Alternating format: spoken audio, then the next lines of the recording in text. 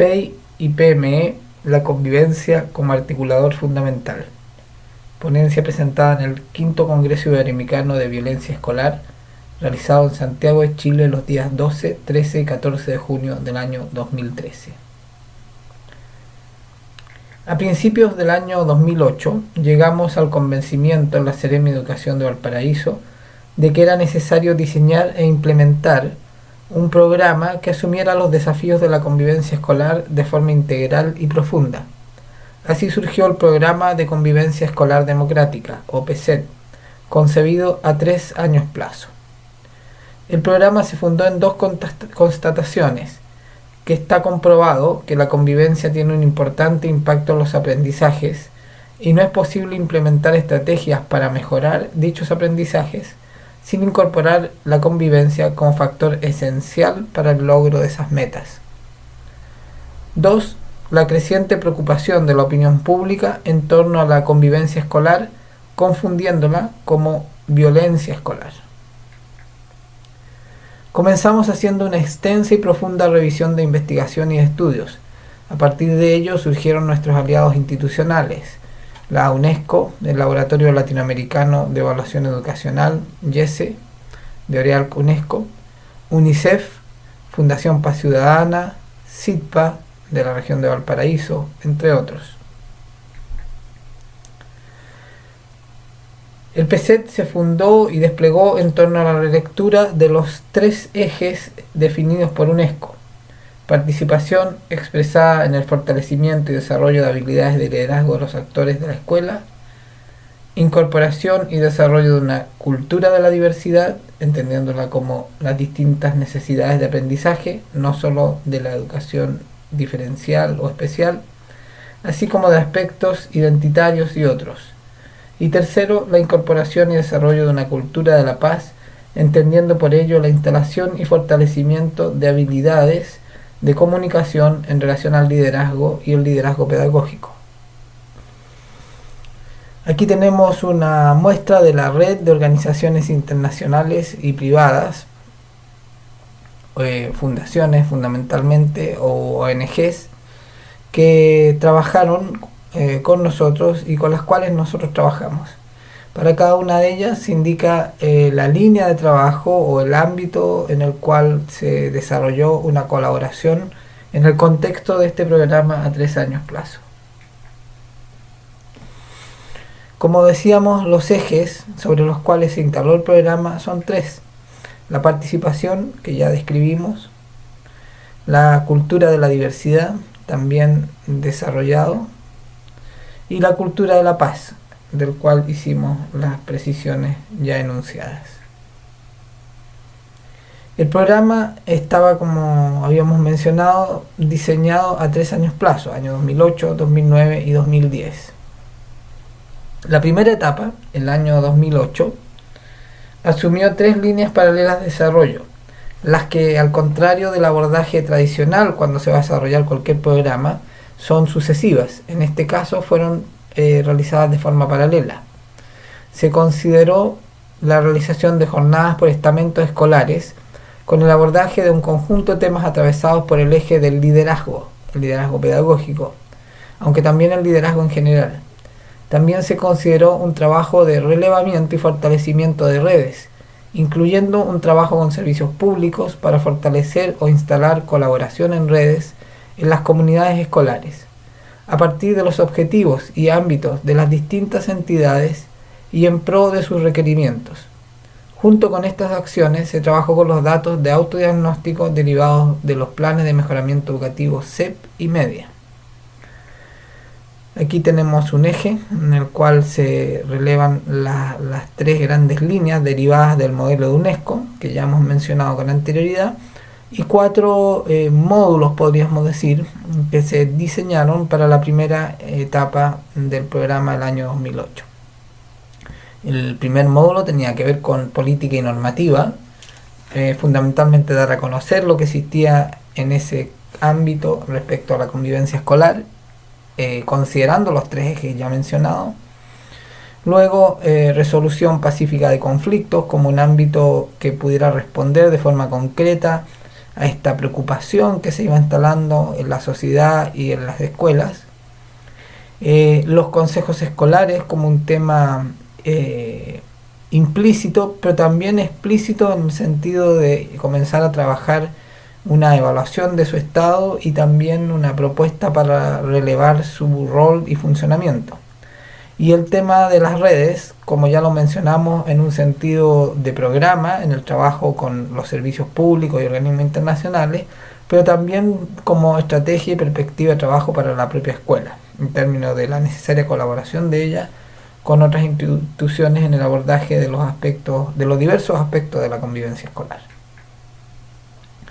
Producto de esta primera etapa del año 2008 y del conjunto de materiales revisados para poder elaborar el programa, se editó un DVD donde se compilaron todos los estudios, todos los artículos y trabajos, los instrumentos recopilados también y los materiales producidos para el propio programa.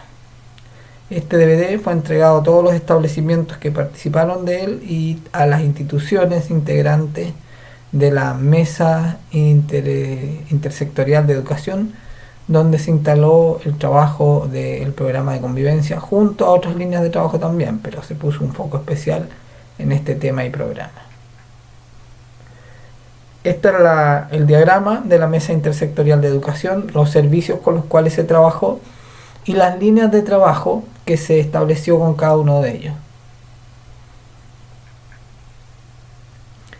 El año 2009, que vendría siendo la etapa 2, el programa se alineó fuertemente con el modelo SAGE, el Sistema de Aseguramiento de Calidad y Gestión de la Educación, y su expresión en los planes de mejora de básica y media, básica CEP y media, tal como lo decía su denominación, PM de media, permitiendo identificar en qué líneas se debía avanzar, qué corregir y cómo apoyar el proceso de implementación de los planes en una perspectiva temporal que va del 2009 al 2012.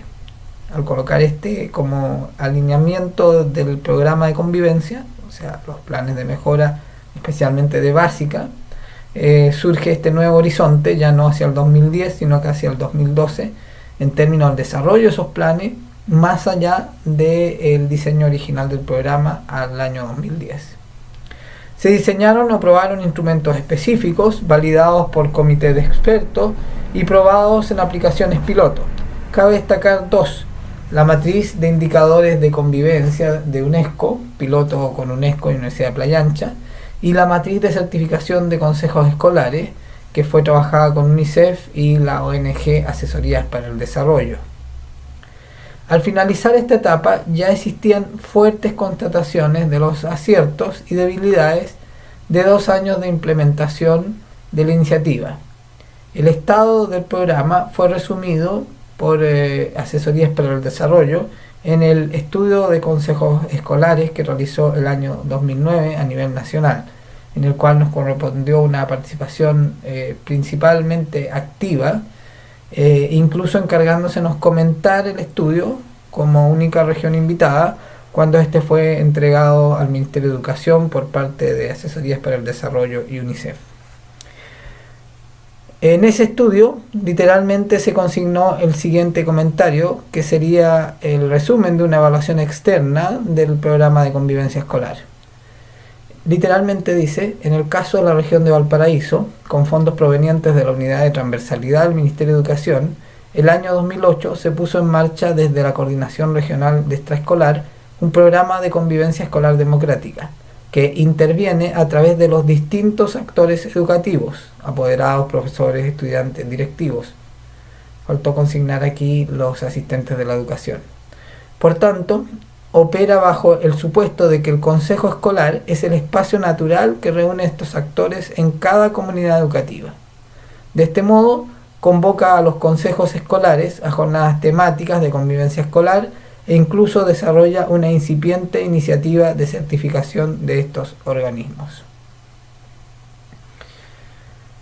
Lo que resulta destacable, agrega este mismo informe, de esta experiencia es que esta constituye, dentro de las acciones observadas en regiones, la única acción continua, vale decir, no aislada ni puntual, sino que se inserta en una política más amplia que tiene objetivos, fases y acciones concretas.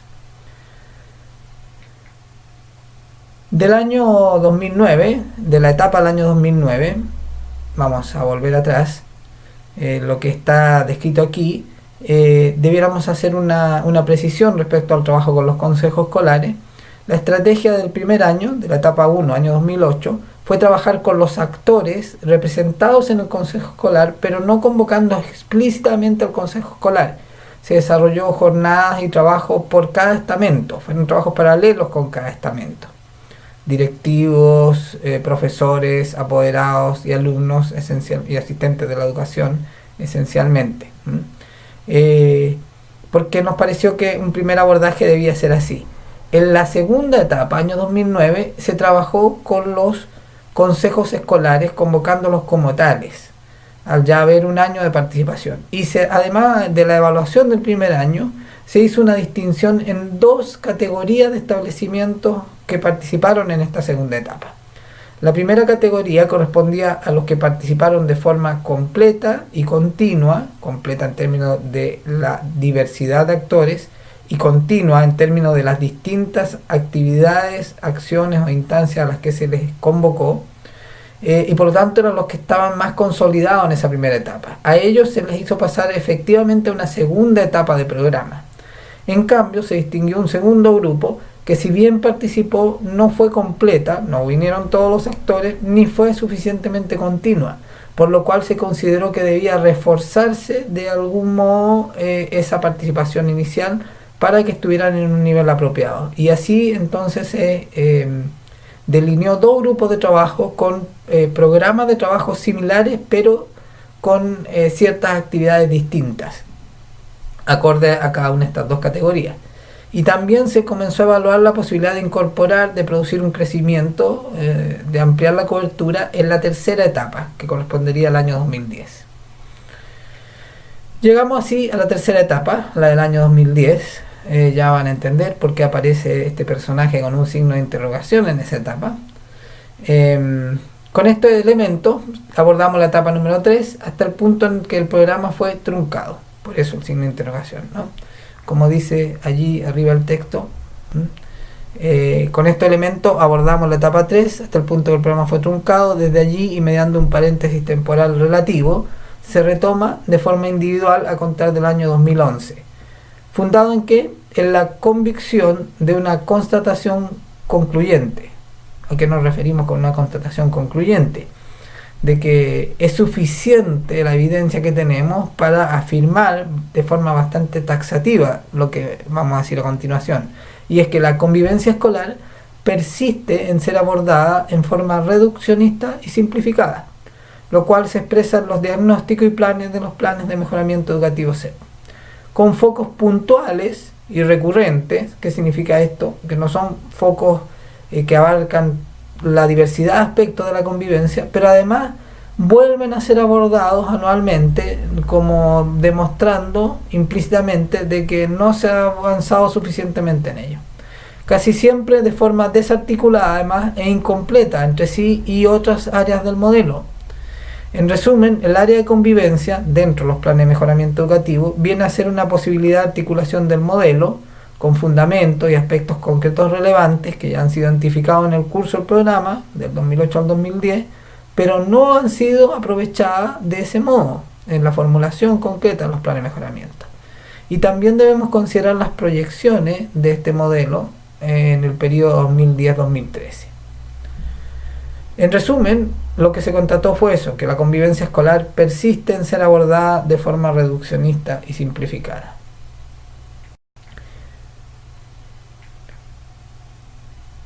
Pero quedó este interrogante, ya que el programa fue truncado en junio del año 2010, ya no continuó como programa.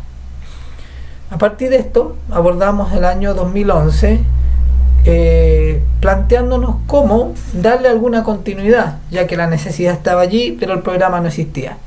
Y para darle esa continuidad consideramos dos aspectos, ciertas características y ciertas condiciones.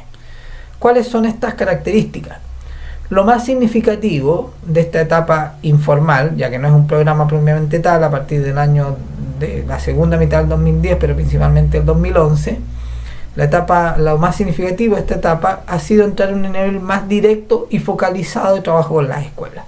Ya no a escala de programa, con un conjunto de escuelas, con una estrategia regional, sino que en la asesoría directa a los establecimientos educacionales. En ella se ha presentado, fortalecido o extendido la perspectiva desarrollada en el origen y cumplimiento de las etapas 1 a 3 del programa. Un aspecto relevante de este trabajo directo es que ya no se trataba de un programa oficial, sino de una perspectiva para efectuar la asesoría técnico-pedagógica con foco en el plan de mejoramiento educativo. Esa es la característica de esta nueva etapa. La condición. A ello se agregó otro factor clave: la decisión de exponer o de presentar en los establecimientos, en el contexto de esta asesoría, en confianza, una visión de la condición actual de ser profesor y de la educación chilena. Esta confianza fue fundamental para hacer surgir convicciones y acuerdos que permitieron reconocernos en posturas profesionales y existenciales comunes, acalladas por el discurso oficial, y desde este piso observar, analizar y reformular los PME. El año 2012 se agregó otro factor clave: la decisión de exponer en confianza una visión de la condición actual de ser profesor y de la educación chilena. Eso ya lo habíamos mencionado como condición, ¿no? Pero definitivamente lo que había comenzado a ser explorado el año 2011 fue definido como una característica de lo que debía ser el abordaje de este tema. Reiteramos esto de que esa confianza fue fundamental, ¿no? Creemos necesario para fundar este juicio también, esto que parece una opinión general, poder fundarlo desde algunos conceptos, entrar en una descripción rápida de tres autores. Son Alfredo Rojas, quien trabajó con nosotros en la etapa programática del PCET del año 2008 al 2010 en representación de UNESCO, especialmente de la línea programática de liderazgo educativo de UNESCO, de Stephen Covey y de Carbone. Respecto a Alfredo Rojas, hay 6 nociones que son importantes de abordar. Las dejamos aquí presentadas, podemos referirlos al documento, están adjuntos a esta presentación, pero las vamos a enunciar. La primera noción importante es la importancia del lenguaje como constructor de realidades. Este es un tema a abordar en el liderazgo pedagógico, ¿no? El lenguaje como una habilidad fundamental y entender que éste construye realidades. Aquí estamos haciendo una referencia también a todas las teorías ontológicas del conocimiento de Maturana, de Flores, de Varela, de Echeverría. Por otro lado, el segundo concepto importante es el liderazgo pedagógico como arte, no solo como disciplina profesional, sino que también como arte. Vamos a dejarlos enunciados solamente estos conceptos. El tercer concepto es la noción de viaje. Todo viaje, dice, se inicia con una conversación. Esto nos denota la característica dinámica de los procesos de aprendizaje y de enseñanza, ¿no? Pero basados en la habilidad fundamental del liderazgo pedagógico que estaría dada por el lenguaje como constructor de realidades. Este viaje es desde la no realidad, desde lo que no existe, a lo posible y lo que se hace realidad, ¿no? Eso queda más claro con el cuarto concepto, que es la noción de futuro como construcción y presencia de lo ausente. Un futuro activo, un futuro posible, no un futuro teórico y utópico. El quinto concepto es que somos en el mundo, y eso apela a las emociones. El que no somos solo un concepto, un constructo teórico, sino también las emociones están en juego en esto. La relación lenguaje-emociones es fundamental, ¿no? Y el sexto y último concepto es que hay otras dimensiones constitutivas del humano, y estas son esencialmente las emociones. Ya no en relación al mundo, ¿no? Sino que en relación a nosotros mismos, como constitutivas de nosotros mismos. Esa es la distinción entre los conceptos 5 y 6. A su vez, él nos dice que hay factores asociados al aprendizaje escolar, y estos son 7 factores. La capacidad individual de aprender, y allí hay varios factores involucrados, el mundo como familia y comunidad, hay dos dimensiones allí del mundo, el contexto nacional como sociedad y sistema educativo chileno en este caso, las políticas educativas, en el caso chileno la estandarización, segregación y selectividad, las políticas de personal o de recursos humanos, la organización y gestión de los aprendizajes, que por un lado tiene que ver con el currículum, pero también con las prácticas institucionales, y la capacidad para enseñar, antecedentes personales y competencias pedagógicas. Todos estos elementos deben ser considerados al momento de abordar el liderazgo pedagógico. El segundo autor es un autor sobre liderazgo efectivo, sobre habilidades para el liderazgo efectivo, pero nos pareció interesante mencionarlo porque aborda varios conceptos que son muy coherentes y consistentes con los que trabajamos respecto a Alfredo Rojas. Stephen Covey nos habla de los hábitos necesarios para un liderazgo eficaz, y estos están relacionados a las emociones y el lenguaje. Ahí vemos entonces dos aspectos centrales en Rojas que también están en Covey. También Covey nos habla de los paradigmas y el poder de un cambio de paradigma, la necesidad de un cambio de paradigma. Este es un tema importante cuando abordamos los desafíos que hoy tiene la institución escolar y por lo tanto las habilidades que debe tener un docente para desempeñarse en esa institución que está siendo demandada a un cambio. El cuarto aspecto que menciona Covey es el lugar de los principios en el liderazgo o los valores. Aquí está, diciéndolo en términos de conceptos escolares del sistema chileno, está todo el dilema del PEI, el Proyecto Educativo Institucional, y su relación con el PME, una relación práctica, aplicada, real, no solo literaria, enunciativa. Y finalmente el liderazgo interrelacional, ya que, y eso diría yo que es lo más importante, porque rompe el concepto de liderazgo como una cualidad individual, personal, que coloca a alguien como líder detrás del cual van todos. Y esto se despliega y desarrolla en un continuo, que se va retroalimentando constantemente. Y esto nos podría hacer referencia al modelo en el PME que hemos denominado, o que se denomina, que no lo hemos denominado nosotros, el ciclo de mejora continua.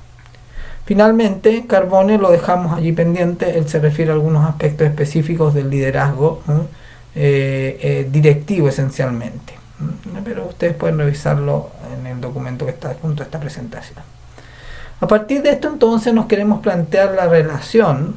Hemos presentado el sustento, la experiencia de 3 años proyectada después desde un programa a una perspectiva de asesoría que le da sustento, fundamento y contenido al trabajo que hoy queremos llevar a una propuesta de correlación entre el proyecto educativo institucional y el PME desde el área de convivencia como articulador fundamental. Y en realidad lo que podemos afirmar, lo que queremos afirmar, es que esto nos permite dotar de sentido. El PEI nos permite dotar de sentido al PME y a la labor de un establecimiento específico frente a un contexto mayor, estandarizado, dándole una identidad propia, pero realmente esto no se manifiesta de forma concreta en el quehacer escolar, menos en el currículum. Esta sería una síntesis diagnóstica del estado general de los proyectos educativos institucionales. Yo creo que en eso podemos estar de acuerdo respecto a la realidad que conocemos, ¿no? A partir de la propia asesoría que hemos desarrollado. Esto, dice, es una contradicción profunda y compleja. El factor diferenciador por excelencia, el PEI, no pasa de ser una declaración de buenas intenciones. El rol del proyecto educativo institucional en relación al PME es explícito en los propios documentos del Mineduc. De forma metafórica, allí se ilustra su relevancia y rol citando una frase de Nelson Mandela, ¿no? Dice: la visión sin la acción es simplemente sueño. Esto describe muy bien los PME 2008-2012 en general. La acción sin la visión consiste en dejar pasar el tiempo. Nuevamente creo que aparecen muy bien descritos el grueso de los PME desarrollados en esa primera etapa, los 1.0, ¿no? O los de primera generación. Pero al combinar la visión y la acción, PEI y PME, podríamos decir, podréis cambiar el mundo. Esa es la frase de Mandela que citan los textos de PME orientadores para la formulación del PME 2013 del Mineduc. Si releemos la relación PEI-PME a la luz de esta frase, podemos reconocer la realidad de la mayor parte de los PMS. Esto es, acciones anuales sin incorporarse a un proceso de mejora continua ni producir avance en las prácticas institucionales. Además, sin memoria institucional. Por parte del proyecto educativo institucional, en la realidad de la mayor parte de las escuelas es simplemente sueño. La vinculación entre PEI y PME aparece entonces como una tarea urgente que permitirá dotar de sentido propio, apropiación, tanto hablamos de la apropiación del PME, esto pasa ineludible y necesariamente por el trabajo y la incorporación de una relación efectiva entre el PEI y el PME. Permitirá, como dice aquí entonces esto, dotar de sentido propio, apropiarse del PME por parte de la escuela. La apropiación no es desde el propio PME, aunque también en una buena elaboración del PME, sino que la apropiación tiene que ver con lo propio, con lo distinto. Y eso lo da el PEI, no lo da el modelo genérico, el PME, sí lo da un PME formulado a partir de cuestiones propias. En este sentido, debemos hacer una distinción de los PEI.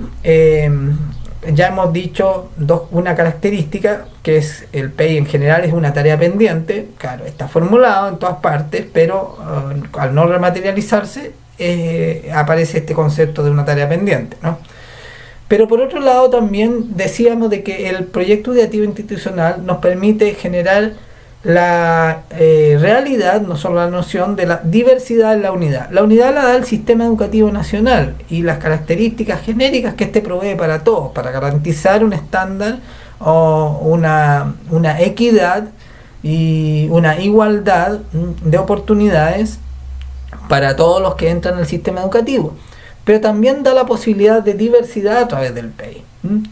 Esto es una cuestión cultural, hay un sustrato cultural aquí y hay una posibilidad cultural, las dos nociones, ¿no? Desde un previo, un sustrato cultural, pero también un futuro, una posibilidad al construir un proyecto educativo.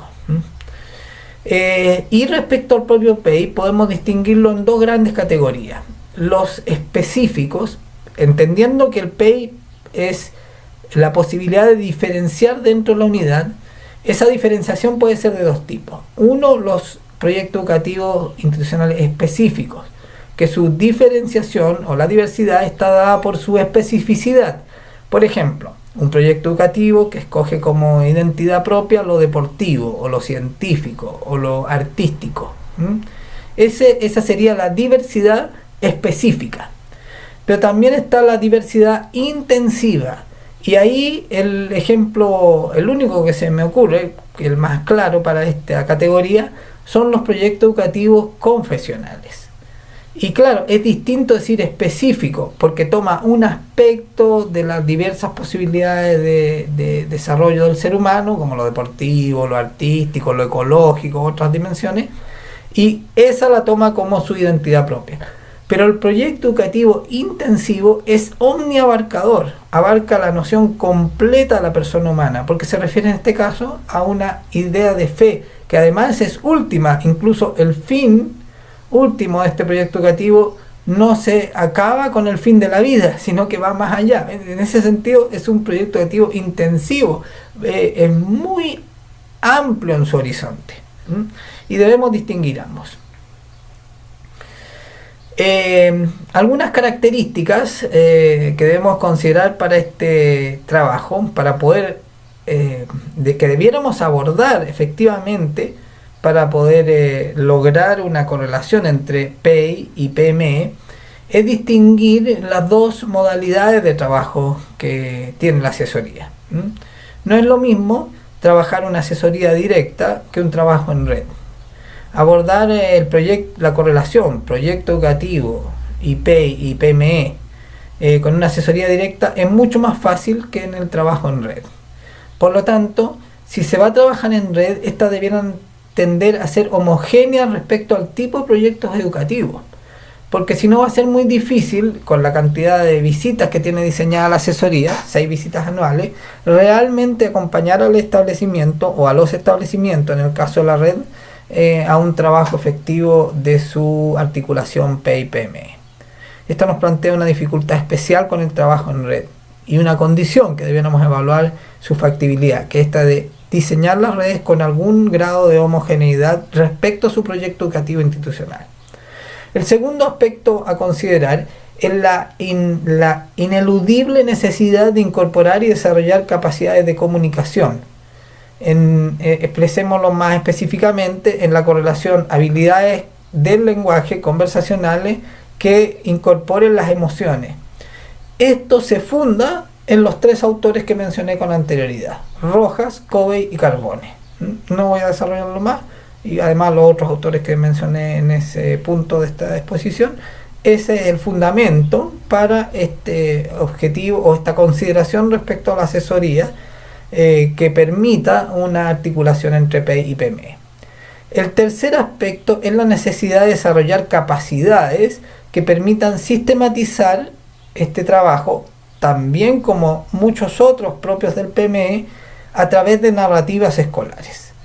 ¿A qué se refiere este punto? A que tradicionalmente hablamos de buenas prácticas, y cuando nos reunimos, nos juntamos para compartir esas buenas prácticas, en realidad son solo buenas noticias. O sea, nos contamos cosas que han sido agradables, gratas, que nos alegran, que salieron bien. Pero no estamos haciendo un trabajo sistemático, productivo, que nos permita replicar esas prácticas. Porque no hay narrativas escolares, solo hay relatos. Y relatos más bien desde la emoción o desde el fragmento de la noticia. Es como una nota de prensa, ¿no? Construir narrativas escolares requiere metodología y procesos sistematizados. Contamos con un material elaborado en Argentina con la colaboración de organizaciones internacionales para elaborar narrativas escolares, y ese es el que debiésemos utilizar. No habiendo otro, se puede complementar con otros si existen, o se considera alguna estrategia metodológica mejor para instalar esa capacidad y tener el producto de contar con una narrativa escolar que nos permita ir sistematizando también este trabajo.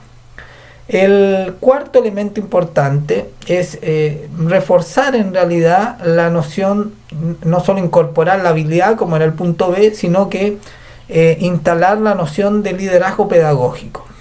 Se ha logrado instalar la noción de liderazgo en términos de gestión escolar, pero no se ha instalado suficientemente la noción de liderazgo pedagógico, entendiendo que este está basado en la comunicación, o sea, el concepto de UNESCO, el concepto que también encontramos en otros autores como ya los mencionamos antes. Y finalmente, el punto quinto, y quizás el más complejo de todos, es hacer un esfuerzo por hacer una reingeniería de los tiempos escolares, de modo de recuperar tiempos significativos, no solo tiempos formales, sino que tiempos significativos, que son tiempos para la conversación, para las redes de conversación, y allí entonces fundamentalmente debemos remitirnos a Echeverría, a la importancia de la comunicación, también a lo que mencionaba Rojas, y también a la noción de comunidades profesionales de aprendizaje, no solo de instituciones escolares, sino de comunidades educativas y comunidades profesionales de aprendizaje, donde el tiempo significativo es, por ejemplo, un tiempo para la comunicación y la conversación, y no solo el tiempo aplicado del cumplimiento de la planificación.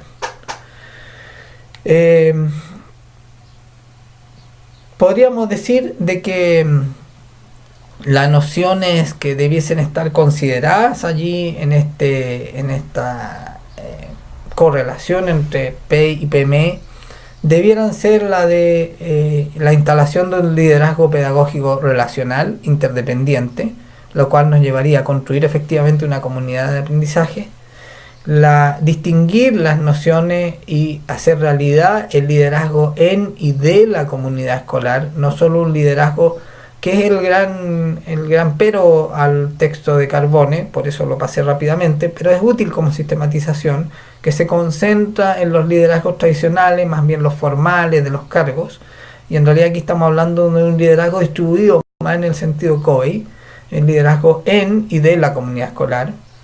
la noción de un liderazgo fundado en principios, y esto nos remite directamente al proyecto educativo escolar, donde aparecen estos valores, estas nociones, estas ideas centrales, y también el tema de las actitudes, que si bien están los planes y programas, es poco abordado por el currículum. Hacemos un énfasis especial, y esta es una opción, ¿no? Una opción que estamos convencidos que es una necesidad fundamental a partir de los tiempos que se viven y del rol de la escuela en estos tiempos, en las sociedades en general. Y es la opción por el modelo pedagógico o por las nociones en distintos modelos y teorías pedagógicas que podríamos denominar pedagogía del amor. El rol del amor por el otro, ¿no? Es difícil mencionar esto en la complejidad de estos tiempos, con tantos problemas de abuso sexual, de pederastia y otros casos, ¿no? Donde más bien la tendencia es al cuidado, a la precaución extrema, a la dificultad de la relación con el otro por la sospecha, por la inseguridad, por el riesgo, ¿no? Esta es una apuesta difícil, pero una apuesta fundamental. La educación sin pedagogía del amor realmente tiene pocas posibilidades de resolver sus problemas más graves, especialmente los de condiciones de vulnerabilidad, donde ciertas habilidades que no son precisamente las cognitivas son las más descendidas y donde los éxitos escolares pueden terminar en fracasos personales. El quinto aspecto tiene que ver con la familia como requisito ineludible y definitorio de una comunidad de aprendizaje. Y esta es quizás la tarea más pendiente del sistema educativo chileno. Un proyecto educativo institucional y un PME que continúe siendo incapaz de involucrar a la familia en un rol activo, en un rol consciente, en un rol efectivo, y de hacerla parte de esa comunidad de aprendizaje, no solo con un rol administrativo o sucedáneo, sino una parte activa y fundamental de esa comunidad de aprendizaje, tiene pocas posibilidades de tener éxito. O se dificulta más la fórmula del éxito, de los resultados, del logro de esos resultados. Y la sexta característica es la necesidad de un trabajo curricular, donde el proyecto educativo institucional entre o permee el currículo asignaturista. ¿Dónde? ¿Dónde es posible eso? Obviamente no en los contenidos, es muy difícil en los contenidos, aunque hay aspectos en los cuales se puede trabajar, pero esa es una tarea más extensa y ardua que abordar la entrada o el permear el currículum desde el PEI si lo trabajamos con foco en las habilidades. Porque las habilidades y también las actitudes son las que se acercan mucho más a las características del proyecto educativo. Y esa es también una tarea pendiente. Finalmente, ya para ir terminando, podríamos decir de que el desafío aquí y la oportunidad que nos plantea la correlación proyecto educativo institucional y PME tiene que ver con transformar la condición de la escuela demandada y presionada por unos estándares. Aquí está graficada por esta caricatura de Frato, Francesco Tonucci, este profesor, este académico universitario italiano dedicado a los temas de educación y de aprendizaje, que tiene una mirada muy crítica sobre los sistemas escolares. Esta mirada crítica sobre los sistemas escolares es hoy un cuestionamiento mundial y por lo tanto no debemos apesadumbrarnos de que también exista en muchos cada vez más una crítica en nuestro propio sistema educativo. Porque es una realidad, la escuela no está respondiendo a las necesidades de hoy y está poniendo una presión que no es la más apropiada probablemente. ¿Cómo resolver esta tensión? Una vía posible, interesante, que amerita explorar es esta de la correlación proyecto educativo como una posibilidad de dotar de una diversidad dentro de la unidad al instrumento concreto del PME como el medio para mejorar los resultados de aprendizaje. Para ir a un aspecto específico concreto, no tenemos tiempo ni es la idea tampoco abordar más en esta presentación. Una de las prácticas definidas en el modelo del PME, especialmente en el área de procesos, en el área de convivencia escolar, la práctica número 1 en la dimensión de formación, dice el establecimiento traduce los lineamientos formativos estipulados en el proyecto educativo institucional en estrategias concretas para alcanzar su logro.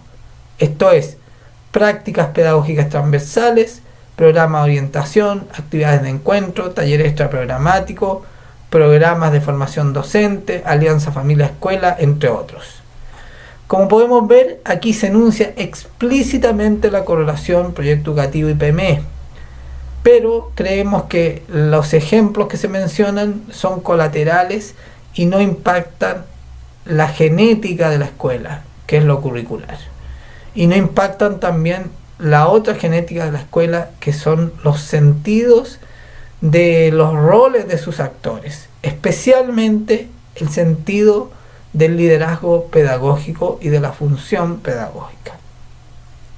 Por eso deberíamos tomar esta práctica y extenderla más aún para lograr una correlación productiva, efectiva y más potente, más poderosa entre proyecto educativo institucional y PME. Bueno, con esto terminamos la presentación. Hay una serie de elementos concretos con los cuales abordar también esto que hemos fundado. Hemos enunciado varios aspectos concretos aquí, no los hemos desplegado porque no era la idea, pero podemos ver de que la correlación